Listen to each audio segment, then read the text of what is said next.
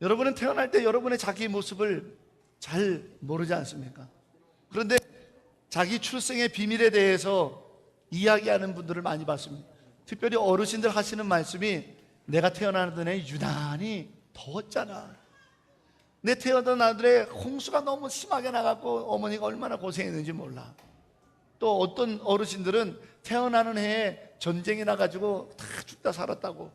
또 우리 어르신들 중에 해방둥이라는 표현이 있죠.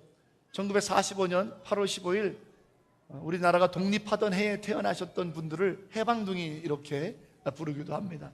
그렇게 우리의 탄생에 담겨져 있는 비밀들을 이야기합니다. 스토리를 말하죠. 저 역시 제가 태어날 때의 이야기는, 목에 탯줄을 칭칭 감고 태어나서 이미 질식하였듯이 새파랗게 질려서 죽었다고 의사가 말했던 아이가 저였습니다. 그래서 정말 목에 탯줄을 탱탱 감아가지고 얼굴이 새파랗더래요. 그래서 어머니도 낳자마자 그 정신없는 가운데서도 애가 죽었나 보다 라고 생각했는데 살았다고 이야기합니다. 그래서 저는 항상 지금도 허전해서 목에 뭐 이렇게 하는 걸 되게 좋아해요. 그래서 한국에서는 늘 목도리 하고 다니고요. 그리고 와이셔츠도 단추를 꼭 채우는 거 좋아하고, 넥타이 답답하게 꼭 하는 게 좋아합니다. 그걸 안 하면 왠지 허전한 게, 이게 태어날 때부터의 출생의 비밀입니다. 그래서 여러분들도 각자 각각의 태어날 때 그런 일들이 있을 거예요. 그러면 우리 예수님이 태어날 때 이 메시아의 탄생에는 어떤 스토리가 담겨져 있는가? 여러분, 각각의 태어날 때 전부 사연들이 다 다르지만 우리 주님이 태어날 때의 그 메시아의 탄생과 같이 우리에게는요 동일한 출생의 의미가 있어요. 그것이 뭐냐면 하나님으로부터 온 생명이라는 것과 주의 영광을 위하여 하나님이 태어나게 하셨다라는 목적과 주님이 항상 함께 하시는 생명이라고 하는 이 신비가 메시아이신 예수님의 탄생뿐만 아니라 우리 모두의 삶에 담겨져 있다라는 겁니다. 자, 오늘 우리는 연합예배로 드립니다. 절기는. 그래서 자녀들이 옆에 있을 텐데요, 부모님들 옆에 자녀들이 있으면 자녀들에게, 또 혹시 자녀들이 옆에 있지 않으면 옆에 사람들에게 이렇게 좀 얘기합시다. 옆에 보세요. 옆에 분에게 손을 잡아주시고, 자녀들은 머리에다가 손을 얹거나 등을 쓰다듬으면서 이렇게요, 너는 하나님으로부터 온 축복의 선물이란다. 너는 하나님께 영광을 올릴 목적이 있는 인생이란다. 마지막이요, 너는 하나님께서 함께 하시는 놀라운 사람이란다. 아멘. 이게 우리 믿는 자들의 탄생의 비밀이라는 거예요. 우리 어르신들 저도 많이 듣거든요. 아이, 글쎄 뭐 너 태어나던 해에 이랬잖아 저랬잖아, 해방둥이, 전쟁, 뭐 이런 얘기 많이 들어요. 그런데 내 삶의 출생의 신비가 어떤 영적 의미를 갖고 있는지 자녀들에게 들려주지 않을 뿐만 아니라 내 자신도 자꾸 잊어먹고 사는 거예요. 사랑하는 여러분, 반드시 기억하십시오. From God, 하나님으로부터 왔습니다. For God, 하나님을 위하여 태어난 겁니다. With God, 그러므로 하나님이 항상 함께 하시는 생명이라는 것, 이것이 우리의 출생의 신비예요. 세상 사람들은 어떻게 얘기하는지 아세요? 네 부모가 아니고 뭐 이런 얘기해요. 친자인지 아닌지 모르겠다. 그거 우리의 출생의 비밀이 아니에요. 태어날 때에 이러저러한 사연들 다 있어요. 그게 우리의 생명을 규정하는 것이 아니라는 말이에요. 가난한 집에 태어났고, 일찍 부모님을 여인 가정에 태어났고, 호르몬이 밑에 태어났고, 할머니 손에서 자라나게 됐고, 이런 것이 우리의 출생의 신비, 그것이 우리의 삶의 생명을 규정하는 이야기가 아니란 말이죠. 그런데 세상은 그렇게 말해요. 금수저로 태어났니, 흙수저로 태어났니 하면서요. 요즘 뭐 유명한 사람이 그런 말을 했다죠. 돈 없이 태어난 네 부모를 원망하라고. 그런 사람이 이제 곧 조금 있으면 잡혀올 것 같이 돼버렸더라고요. 자기도 부모를 원망할 수밖에 없는 처지가 되겠나요? 우리가 그런 생명이 아니란 말이죠. 우리의 생명은요, from God, 하나님으로부터, for God, 하나님의 영광을 위하여, with God, 그러므로 하나님이 함께하는 생명이라는 것이 내 출생의 전부예요. 이 사실을 자녀들에게 끊임없이 들려서 키우시기를 주의 이름으로 축원합니다. 이 사실을 어떠한 상황 속에서도 내가 연로하든 장년의 때를 보내든 청년의 때를 보내든 청소년의 시기에 있든 어린 유아기 때를 보내든 이것이 내 생명의 정체성이라고 하는 사실을 기억하자란 말이죠. 욥기 27장 3절에 나의 생명이 내 속에 완전히 있고 하나님의 기운이 아직도 내 코에 있다고 그랬어요. 그러므로 호흡 있는 자마다 여호와를 찬양하라고 하였습니다. 이것이 뭘 말합니까? 바로 우리 생명의 신비를 말하는 거예요. 여러분, 오늘 성경의 본문이 되는 이사야 선지자는요, 참으로 안타까운 상황 속에서 외치고 있어요. 오늘 본문 7장을 말이죠. 어떤 상황이냐면 나라가 지금 풍전등화인 거예요. 당시의 임금이 아하스 왕인데 갈팡질팡하는 거예요. 왜 그러냐? 당시 우리나라 지금 한반도처럼 이스라엘이 남과 북으로 갈려져 있었어요. 이 아하스 왕은 남쪽의 왕이에요. 북쪽의 왕은 베가라고 하는 왕이었어요. 그런데 그 북쪽의 왕 베가가 자기 옆에 있는 이방 나라 아람이라고 하는 나라의 르신 왕과 결탁을 해서, 야, 우리 너하고 나하고 힘 모아서 눈에 가시 같은 저 남유다 한번 혼 좀 내자. 그래서 연합군을 결성해서 남유다를 침범하고 왔어요. 이 아하스 왕이 인간적으로 생각해 보면 이 두 나라가 연합해서 자기를 치려고 하는데 이길 방법이 없고 이길 수가 없다고 생각이 드는 거예요. 그때 이 아하스 왕이 무릎을 치면서 묘하니로다, 이것밖에 없도다 하면서 자기 궁전에 있는 금은보화들을 모으고 심지어는 하나님의 성전에 있는 돈이 될 만한 것들은 다 긁어 모아가지고 먼 북방에 있는 아수르라고 하는 당시에 그 지중해 연안에 패권을 쥐고 있었던 주물락주물락했던 이 아수르라고 하는 나라에 가서 조공을 바치고 우리를 도와달라고 빌기 시작했어요. 그런데 이사야 선지자가 그건 아니라고 말하는 거거든요. 그렇게 하지 마시라고. 그렇게 하지 마시라고. 그건 아니라고. 아무리 외쳐도 이 아하스는요, 이미 영의 호흡을 잃어버리고 영의 생각을 막혀버리고 영의 마음이 사라져버리니까 육신적으로 두려움과 세상적인 판단과 지식적인 생각으로만 행동하게 되는 거예요. 영이 다 죽어버리게 돼버린 거예요. 그러니 선지자의 음성이 들릴 수가 없죠. 그런데 여기서 굉장히 중요한 부분이 있습니다. 아하스 왕이 뭘 잘못했는가? 세상적으로 보면 잘못한 게 없는 겁니다. 왜? 세상적으로 보면요, 왜 잘못한 게 없느냐? 당시의 대세가 아수르니까. 아수르에게 조공을 바치고 아수르에게 힘을 빌리면 다 살아남는 게 당시의 대세니까, 세상 풍조니까. 세상 사람들이 하는 대로 한 거거든요. 오늘날도 세상 사람들은 우리에게 말합니다. 세상 풍조대로 대세가 뭐냐고요. 우리 지금 살아가는 세상에서 대세가 뭔가요? 뭐가 우리로 하여금 두려움을 없애고 안전하게 보장을 해주는 대세, 세상 풍조, 세상 사람들이 다 아는 게 뭔가요? 세상살이 하면서 그런 것들이 우리에게 다 들려오지요. 아유, 그래도 무슨 향후에라도 들어가갖고 좀 얼굴도 좀 디밀고 그렇게 해야 돼? 필요하죠.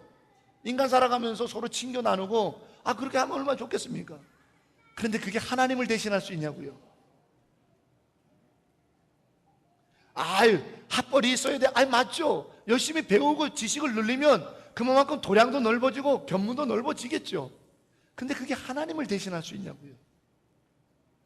열심히 땀에 수고해갖고 아끼고 전략해서 돈을 모아야 돼. 통장에 잔고가 좀 있어야, 뭐가 미천이 있어야, 시드머니가 있어야 뭘 해보지. 맞죠. 그런데 그게 하나님을 대신할 수 있냐고요. 우리가 기억한 바, 우리도 세상을 살아가는 바 틀린 얘기가 아니라고요. 그러나 그것이 하나님을 대신할 때 문제가 되는 거예요. 오늘 이사야 선지자는 외칩니다. 왜 그런 것들을 하나님을 대신해서 그걸 삼으려고 하느냐? 왜 하나님 앞에 나가서 하나님 앞에 서는 것은 잊어버린 채 그 세상의 풍조에 기대려만 하느냐 이 말이죠. 우리가 세상의 것들을 다 버리고 살 거면 예전에 수도원에 있었던 수도사들처럼 사막으로 가든 산속으로 가든 그냥 그렇게 살아야 됩니다.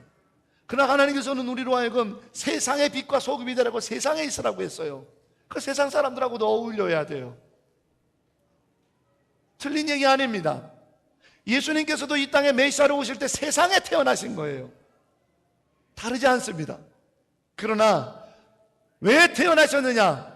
세상 풍조와 세상의 것을 의지하고 그것을 하나님처럼 살아가는 세상에서 아니라 이 땅을 살아가면서 전능하신 살아계신 창조주 하나님을 의지하면서 살아가야 돼서 그 어떤 것도 하나님을 대체할 수 없다, 그 어떤 것도 하나님을 대신할 수 없다라는 것을 보여주기 위해서 이 땅에 오셨을 뿐만 아니라 우리들에게 요청하시는 삶의 모습인 거죠.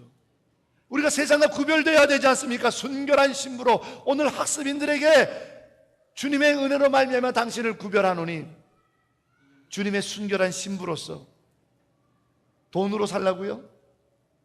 지식으로만 살라고요? 세상의 인맥을 하나님을 대신해서 살라고요? 아니요. 주님이 주시는 믿음과 소망과 사랑으로 구별된 삶을 살라고요.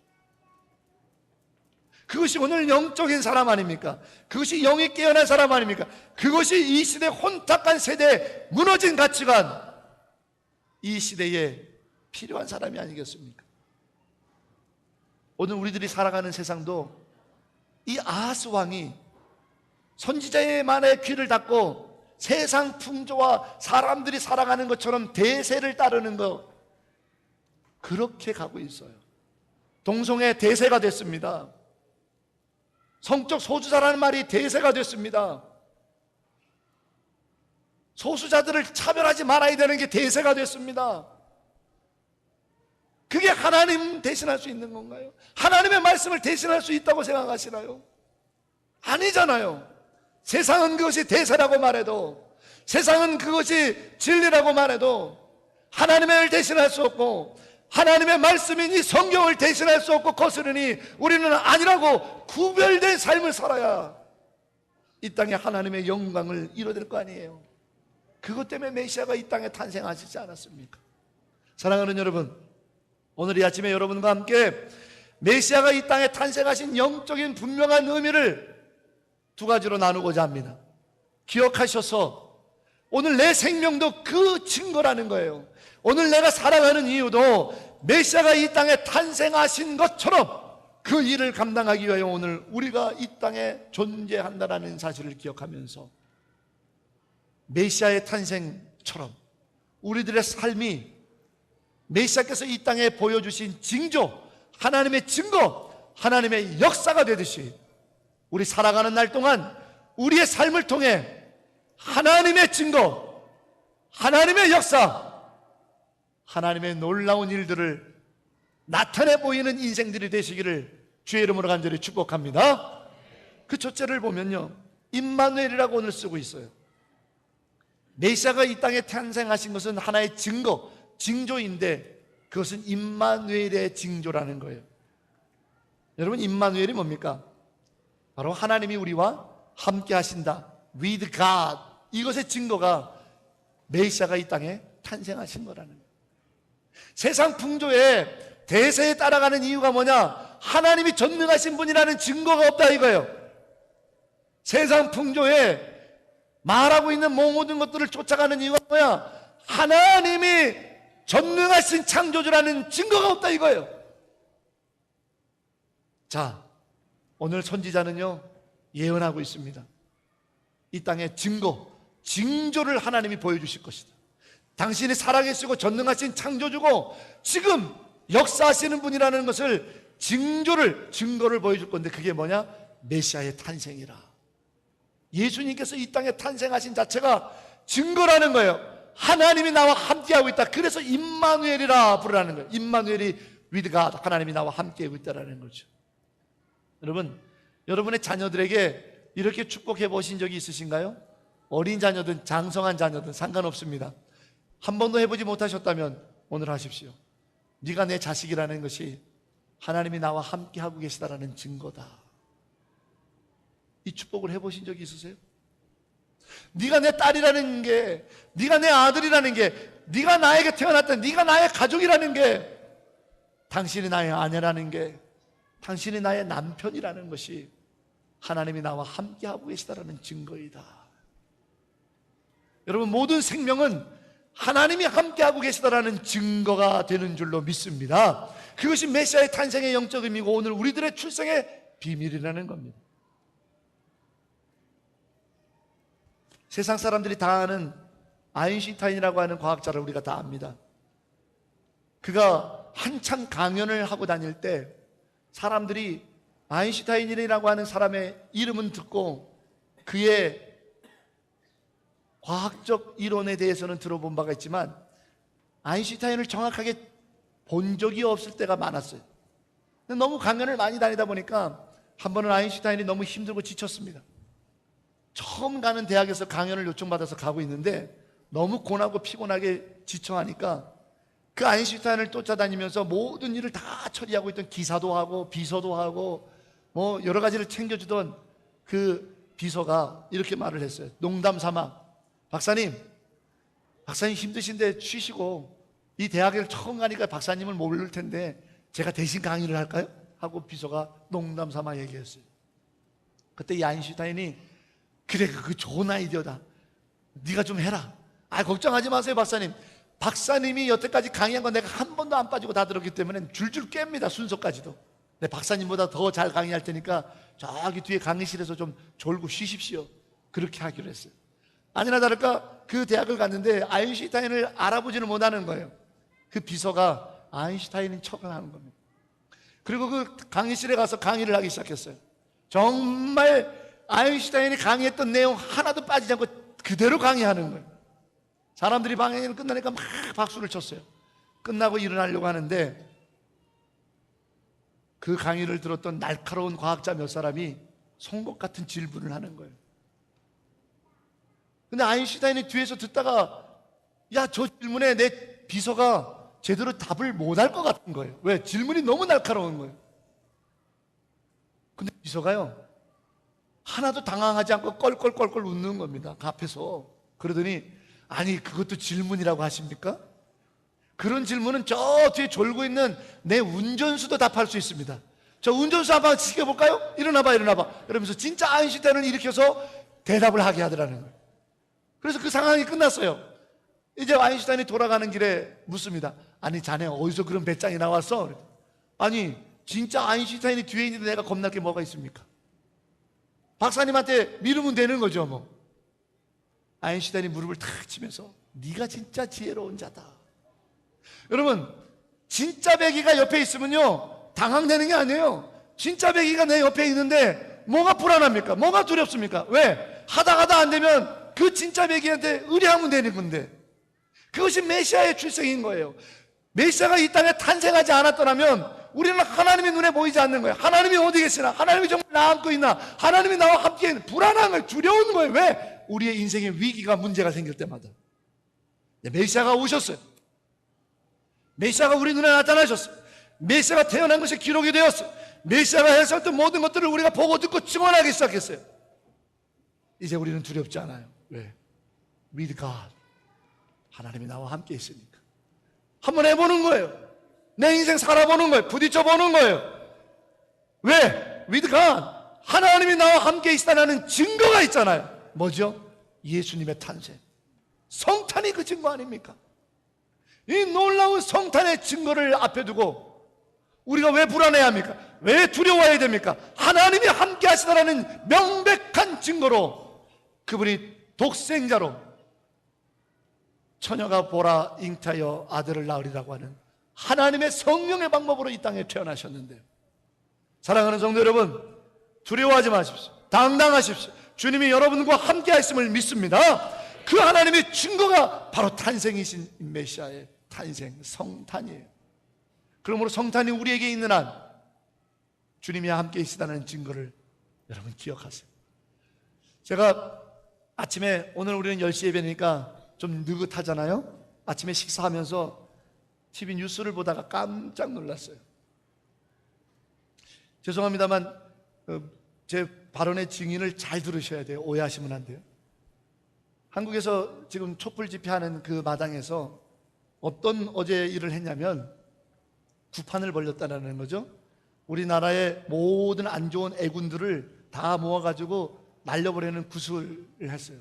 그래서 이제 물론 이제 각자가 자기들이 할 수 있는 그 역할을 가지고 나라를 위해서 한 거죠.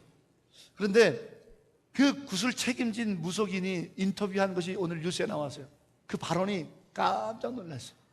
뭐라고 인터뷰를 했냐? 오늘 아침에 제가 뉴스에서 본 겁니다. 성탄절 크리스마스를 맞이해서 온 나라의 애군을 다 쫓아버리는 구판에 사람들이 이렇게 와줘서 너무 신난다고. 성탄이 이렇게 돼버렸어요. 성탄절날 굿하는 날로 돼버렸다고요. 성탄절이 애군을 쫓는 날이 돼버렸다고요. 그게 자랑스럽게 전파를 타는 나라가 돼버렸어요. 여러분, 성탄을 기억하세요. 성탄은 나는 게 아니면 이 땅에 두려움과 근심과 염려와 불안 가운데 사는 하나님의 백성들, 세상의 풍조와 대세를 따르라고 강요당하고 있는 당신의 백성들을 위하여 하나님이 함께하고 계시다라고 하는 징조를 보여주기 위해서 오늘 이사야 선지자가 외치고 있습니다. 징조가 나타나리라. 어떤 징조? 임마누엘, 하나님이 너와 함께하고 계시다라는 징조가 나오리니 그것이 바로 메시아의 탄생이라. 우리는 이 성탄이 나와 하나님이 함께하고 계시다라고 하는 하나님의 축복의 증거인 것을 믿으시고, 사랑하는 여러분, 담대하게 일어나서 그 어떤 것도 주님과 함께하는 나를 맞설 수 없다라는 믿음으로 승리해 나가는 저와 여러분, 하나님의 사람들, 하나님과 함께하는 믿음의 사람들 되기를 주의 이름으로 축원합니다. 자, 옆에 분 보세요. 당신과 하나님은 함께입니다. 당당합시다. 아멘.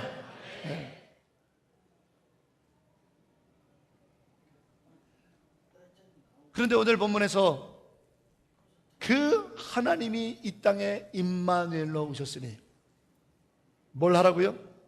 하나님이 나와 함께하고 계시니 어떻게 하라고요? 하나님을 위하여 삶을 살라라는 거죠. 여러분, 우리가 이것을 기억해야 합니다. 우리의 인생이 나 하고 싶은 대로 살아가는 인생이 아니라 주님이 항상 함께 하시는 이유가 주의 영광을 위하여 살도록 나를 도우시는 거란 말이죠.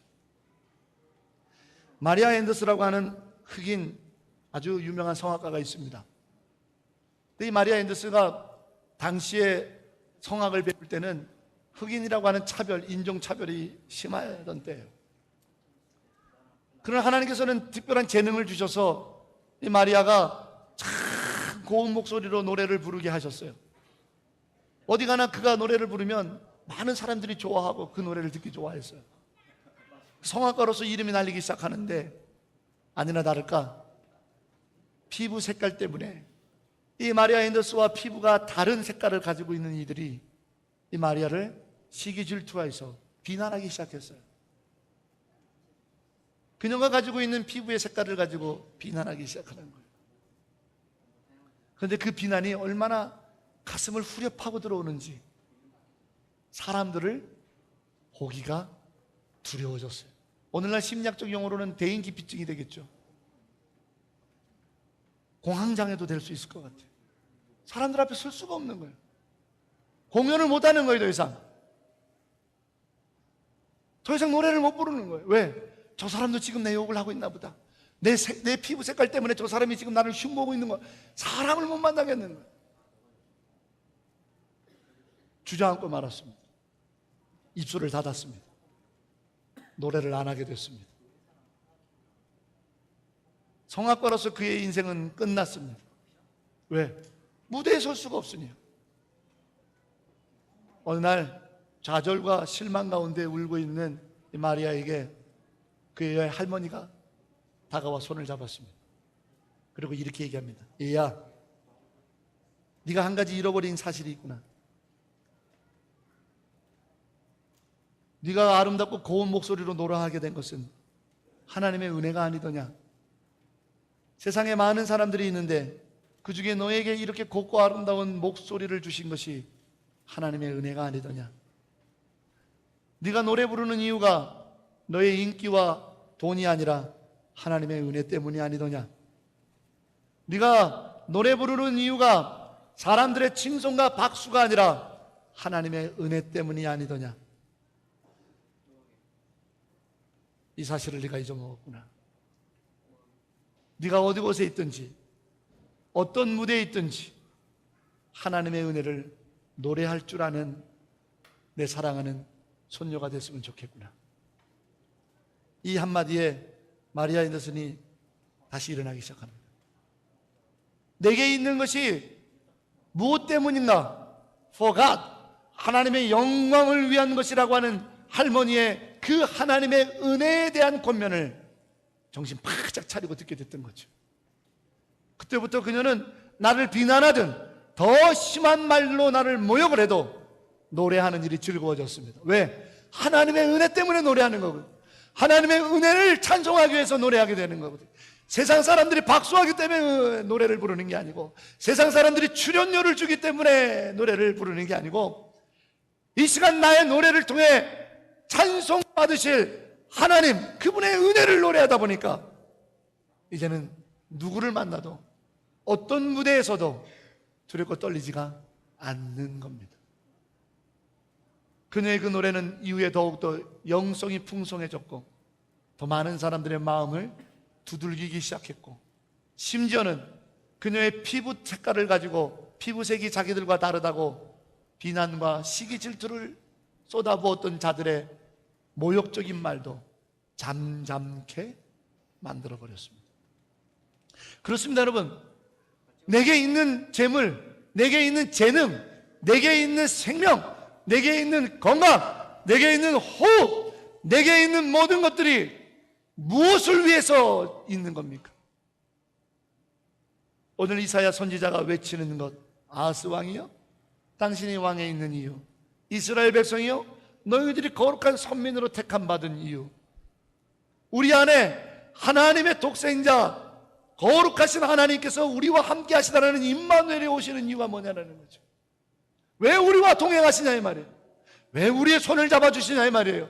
왜 우리의 등을 붙잡아 주시고 밀어주시고, 왜 우리의 지친 무릎을 강하게 펼 수 있게 하고, 왜 우리의 연약한 이 두 팔을 힘차게 뻗어 일할 수 있게 하고 공부할 수 있게 하고 살아갈 수 있게 하시냐 이 말이죠. 왜요? 무엇 때문에요? 세상 사람들은 이익 때문에 움직입니다. 세상 사람들은 내 귀에 달콤한 칭찬의 말로 움직입니다.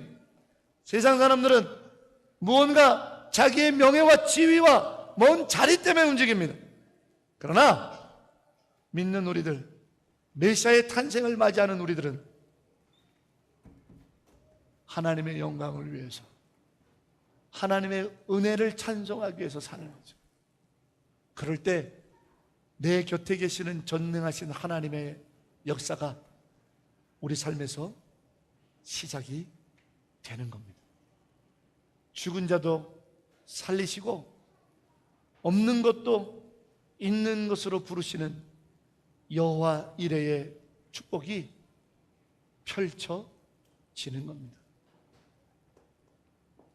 의사가 돼서 어려운 이웃들을 돕겠다고 자신했던 한 젊은 의사가 있습니다. 하나님, 나 공부하게 해주셔서 의사가 되게 해주시면 하나님의 영광을 위해 살겠습니다, 소원했습니다. 그러나 의사가 돼서 그는 하나님의 영광을 위하여 의료를 하는 것이 아니라 자기의 돈과 사람들의 칭찬 때문에 그 일을 하기 시작했습니다. 예배도 폐합니다. 기도는 더 이상 드리지 않습니다. 성경은 벌써 어디로 가버렸는지 찾아볼 수 없습니다. 그러던 어느 날 병원 밖에서 끼꽝 하는 교통사고 소리가 들렸습니다. 간호사를 급히 내보냈습니다. 야, 가까운 데서 사고 났나 보다. 혹시 응급 환자 있으면 데리고 와라. 피를 철철 흘리는 한 아이를 교통사고 현장에서 데리고 응급실로 들어왔어요. 그 아이를 치료하기 위해서 피를 닦고 그 아이를 보다가 깜짝 놀랐습니다. 자신의 셋째 딸이었어요. 가슴이 쿵쾅쿵쾅쿵쾅 하는 떨리는 마음으로 청진기를 가지고 교통사고를 당한 자기 셋째 딸의 가슴에 댔는데 심장이 뛰는 소리가 들리지 않아요. 이미 아이가 죽었기 때문에. 이 아이를 묻고 병원 문도 닫고 식음을 전폐하며 아무것도 하지 않았어요. 하나님을 원망만 하였습니다. 한 1년쯤 됐나?